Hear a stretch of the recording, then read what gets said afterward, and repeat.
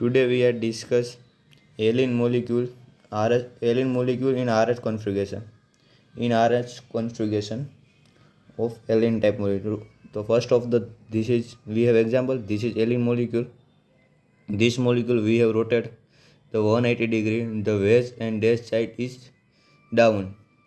So here we are rotate wedge dash is downside and planar valency are upside. So we have the feature type molecule. So this is chiral axis because the four valency are different. That was this chiral axis. So first of the west side is up, left side is down. Right hand side molecule right hand side and left hand side molecule left hand side. So first of the here the molecule wedge molecule you upside, dash molecule at downside. Right hand side molecule right hand side, the left hand side molecule left hand side. The first of the numberical of the here wedge and dash. So it is near to your. So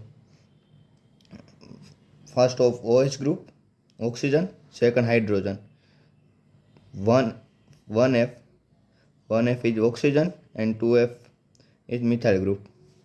So we have rotated the molecule 1F 1N to 2N and 2N to 1F. The first of the 1N to 2N, 2N to 1F. It is clockwise direction. So R